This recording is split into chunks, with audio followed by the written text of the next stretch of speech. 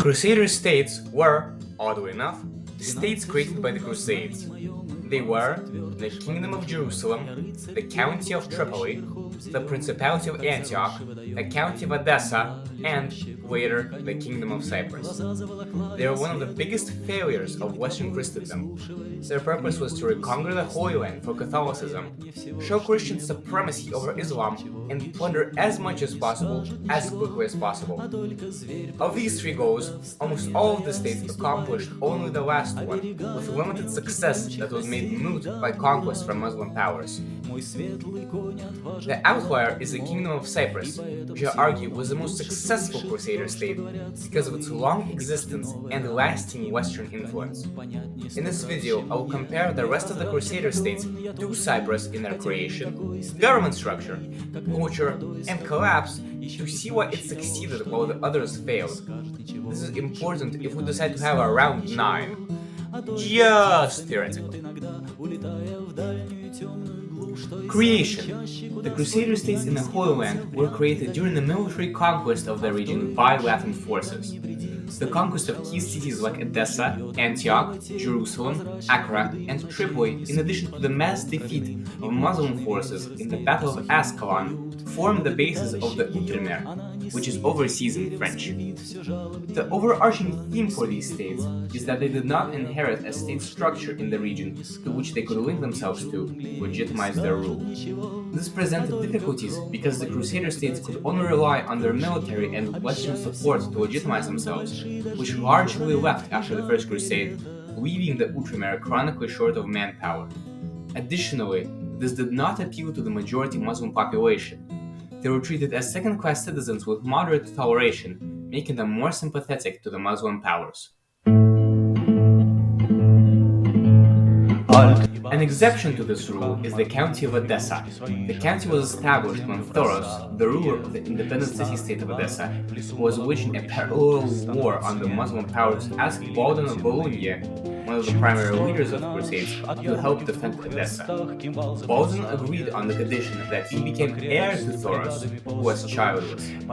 Conveniently, Thoros was killed by an angry mob soon afterwards, which left Baldwin as ruler of Edessa, while the Muslim forces backed off. Crazy coincidence, right? Importantly also, a large part of the county's aristocracy was Armenian and so Orthodox Christian, with an independent state of their own, so the Crusaders viewed them with greater respect than the rest of their subjects. Government structure. The Crusaders who created the Outremer based its government off what they knew, which was feudalism. Within this structure, theoretically, the Kingdom of Jerusalem was the most powerful state, with all others except for Tripoli being under its suzerainty. However, in practice, the other states acted almost completely independently. This caused constant squabbles over supremacy, because of which the Outremer was chronically weak. Within the kingdom, too, the king did not have an autocratic hold on the central government like later rulers of France and Russia. The king needed to consult his nobles on matters of policy in the high court and negotiated with them by granting or shuffling about lands and titles. This, of course, led to constant intrigues and 4 brief civil wars within the kingdom. It is important to note that throughout all of this, the title of King of Jerusalem retained its initial prestige as the most important title in the Outremer, and after 1268 was in personal union with the King of Cyprus. The title of the King of Jerusalem is one of the titles used by the Spanish monarchy to this day.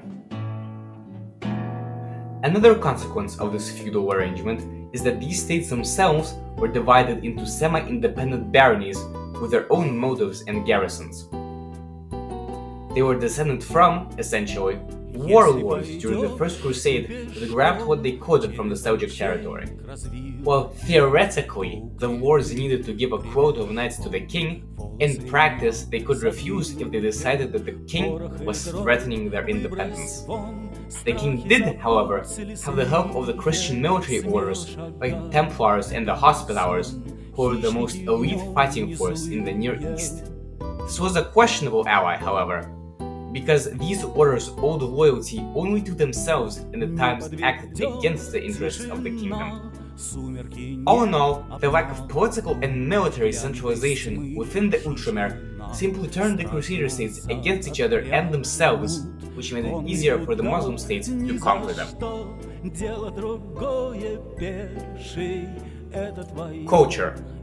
The Crusader states were ethnically and religiously diverse, with the Syriacs, the Muslims and indigenous Christians collectively, having some cultural and local autonomy. Rural communities were virtually unchanged aside from who they paid taxes to. Villages were allowed to appoint a headman to supervise the administration of traditional law and represent the village to the Lord. The Lord did not care about the religion of his subjects as long as they made him a prophet.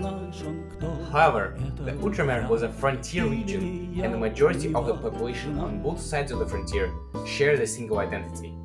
Because of this, there was constant distrust and fear of betrayal of the non-Franks by the Franks, thus alienating both groups from each other. It is important to note that Syriac Christian opinion on the matter was wishy-washy, with them generally the same of both the Franks and the Muslim, while slightly favoring the Franks. New settlers took great pains to remain distinctly Frankish. This involved measures like forbidding intermarriage between the Franks and the Muslims, and almost fully barring non-Franks from high public office. They also lived almost exclusively in cities, which further limited contact and integration with local cultures, putting the nail to the grave of a shared Outremerian identity. This would slightly undermine the Outremer, because after the first big defeats that led to the shrinking of the kingdom, rebellions broke out in the cities. This happened because a larger population of both Franks and non-Franks in the cities had untreated xenophobia and were not used to living so close together. Edessa is yet again an exception to this rule. The Frank and Armenian nobility often intermixed, leading to greater integration than in the rest of the Outremer.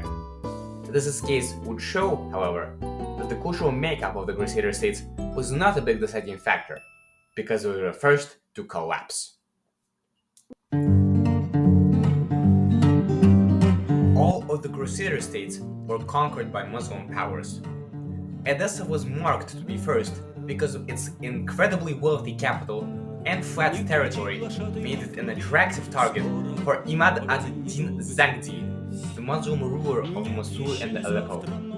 After a brief struggle, he took and sacked Edessa on 24th of December 1144, 46 years after its creation. This shocked the Outremer and the West so much that the Second Crusade was called, this time under control of the kings of France and Germany.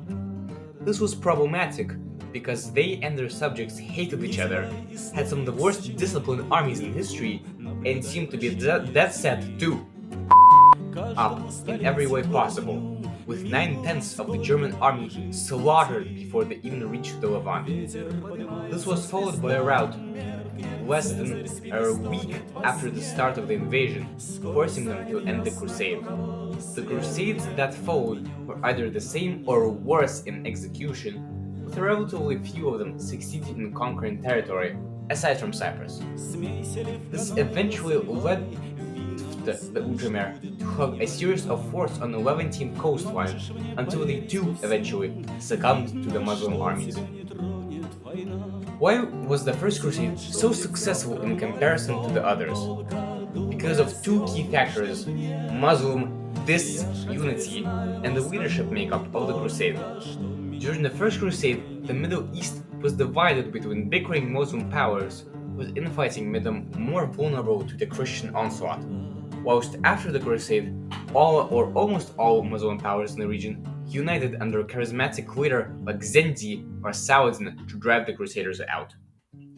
Additionally, the leaders of the First Crusade were nobles set on conquering land for themselves, and so did not have as much cause or investment to infight like the rival kings put in charge of later crusades. Also, these nobles were throwing their lot in with the crusade because they wanted better opportunities and their lands in the east. The later kings often found an excuse in the responsibilities of their kingdom to leave the crusade leaderless when things started taking a turn for the worse, and they gained little from a crusade success other than clout. To summarize, the later Crusades and Crusader states failed because of dysfunctional leadership and disunity while the Muslim forces consolidate. And now, let us finally look at Cyprus, the most based of the Crusader states, and see how it compares. From its very creation, it differed from the rest of the Crusader states because of four factors. It was conquered by a single army, it was conquered from the Byzantines instead of the Muslims, it was primarily Christian, and it was an island. Cyprus was conquered by crusading forces accidentally.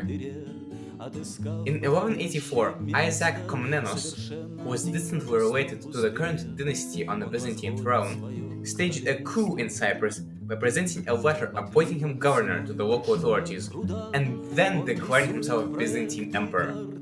He was able to hold on to the island, in which he had an unpopular, despotic, insecure reign, during which he had enacted a truce with Saladin that would prevent him from giving aid to the Crusaders. After this, the crusading forces of King Richard the Lionheart, who were sailing near Cyprus, were separated from each other in a storm, with the ship carrying important members of the court crashing in Cyprus. Isaac then kidnapped them and plundered their belongings.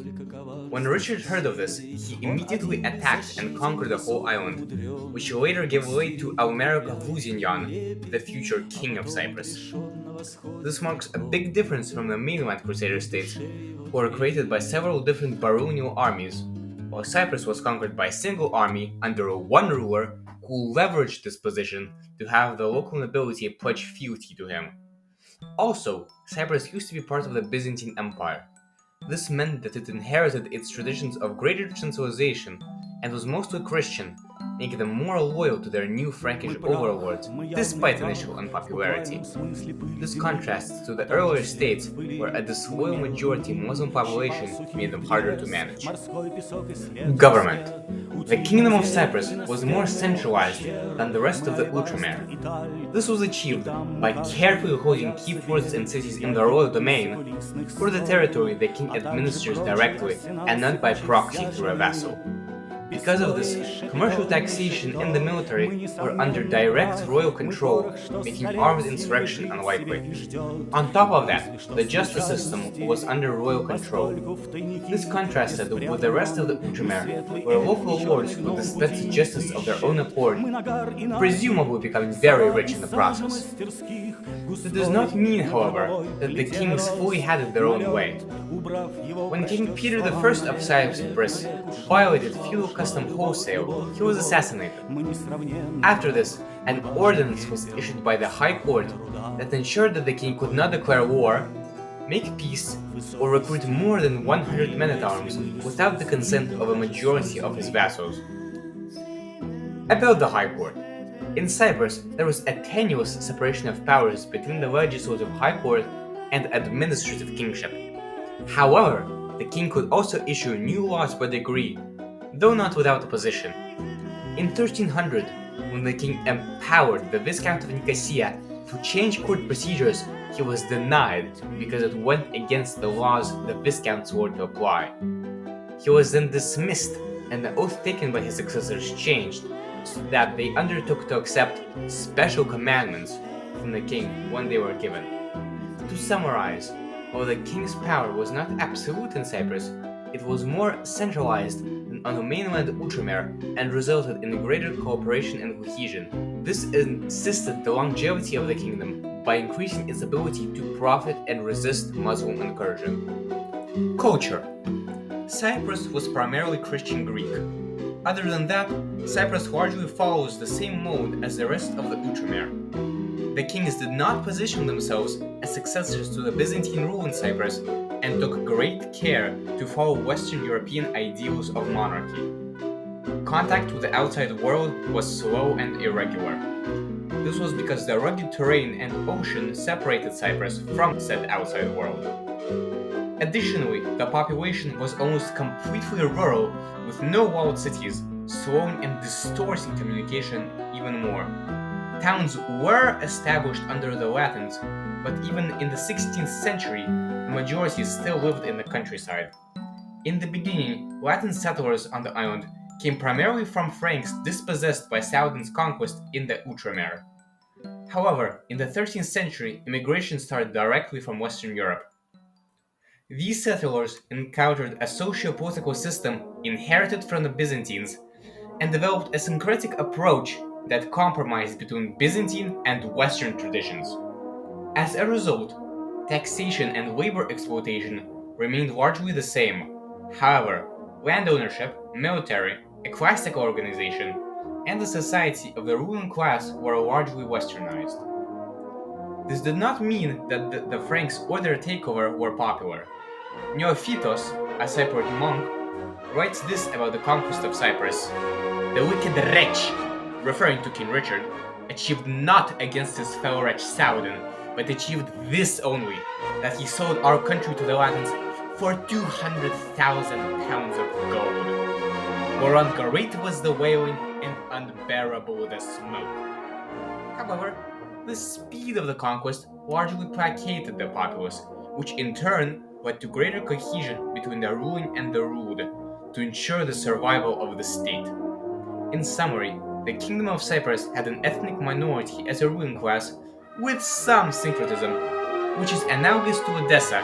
This shows, however, that the culture of the crusader state is not a make-or-break factor, because while Odessa was the first to fall, Cyprus was the last. Cyprus is unique in the fact that it was conquered not by Middle Eastern, but by European powers. This was because while Cyprus was in its golden age, the Muslim states were busy with the mainland Outremer, and it was a profitable trading partner anyhow. When Cyprus was in decline, it was under Genoese or Venetian protection, and not worthy of the trouble. It remained difficult to conquer for Muslim forces throughout its history because of its prime geographic position as an island. Only one raid from the Muslim side is ever recorded. Cyprus's prime location on a trade route made it overly reliant on trade for revenue. This garnered interest from the trade republics of Venice and Genoa. As a result, a trader diaspora of both developed on the island, drawing Cyprus into the Genoese-Venetian rivalry.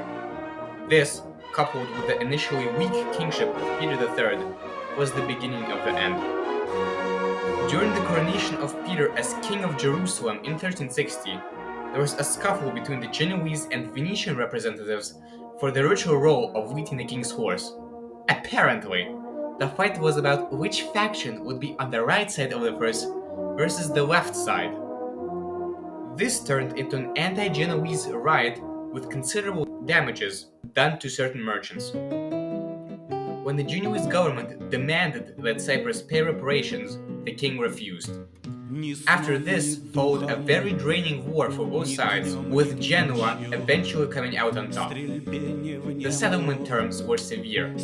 Cyprus was turned into a tributary state with an annual tribute of 40,000 florins, and over 2 million florins would be paid as reparation over the next 12 years. All the Genoese who suffered under Peter's regime were to be compensated. Genoa would also gain control over the key trading port of Famagusta. This gave Genoa a de facto monopoly over the island, as Venice was reluctant to trade there, and the war caused economic decline from which Cyprus never recovered. The kingdom would continue for another century under Genoese and later Venetian hegemony in a downward spiral until 1489, when, at last, it was fully absorbed into Venice's Stato da Mare. Ultimately, Cyprus's collapse was because of its over-reliance on trade in face of stronger partners and, like the rest of the Crusader states, mediocre leadership. However, even after its fall as an independent state, it still continued its primary objective, to be an outpost of Western Christendom in the East. This it would continue to accomplish, though admittedly, while the economic downtrend continued, until 1579, when Cyprus was conquered by the Ottoman from an overstretched and beleaguered Venice. This shows that a Crusader state must be fully independent and not a colony to accomplish its goal. So, what were the similarities between Cyprus and the rest of the Outremer? Both were created by military conquest. both had a minority ethnic group rule over a somewhat hostile majority, both collapsed through conquest. My thesis is that the key difference is Cyprus's location as an island and centralization. The majority Christian population was a bonus. This protected it, for the most part, and kept it together, while the mainland collapsed because of its constant bickering. We should also recognize Cyprus's biggest failure, its over-reliance on trade. This, while giving it regional prosperity for a while, made it vulnerable to Genoese commercial imperialism and the subsequent decline afterward. So, for a fully successful Crusader state, as we have defined it, in the Holy Land, we need a fully centralized, Christian-run, unitary monarchy in Cyprus that would, while maintaining healthy trade, be economically diverse. This brings us to our next logical step. How feasible is the Ninth Crusade in the Holy Land right now? If you think about it, quite feasible. Please note that I am not advocating for a crusade to be done, as that would cause great harm and little good, but simply bring a thought to its logical conclusion. Now, how is it feasible? Number 1. The First Crusade was successful because of division between Middle Eastern powers. What is happening now? Division between Middle Eastern powers. 2. A crusade can be watched at Cyprus, which is the best place to base a Crusader state. Cyprus is currently divided between the Orthodox Christian South and Muslim North, with 2 British military bases. As such, a crusade can be launched from the south to the north and either establish a separate northern Crusader state or take over all of Cyprus militarily. From Cyprus then, you can launch further crusades to restore the Outremer. 3. Donald Trump has already signified interest in the Levant, and as such would be inclined to support a US ally, in the region. Additionally, he might be crazy enough to actually attempt this. 4. The Pope is American and may be persuaded to support the crusade diplomatically with peaceful measures. Or the other ones. However, even if we can't win him over, an anti-Pope puppet can be installed in Miami as a sort of Avignon, and the later crusades do not even need popes all that much anyway. 5. We already have a candidate for the royal throne. Me. As a knight of King Grayson and descendant of Livonian nobility, I am like the somewhat landless leaders of the First Crusade that had their fortunes tied to the Outremer and will follow in their tradition of questionable greatness. However, long live the king! Long live the Kingdom of Cyprus and the surrounding isles! Deus Vult! We ride at dawn.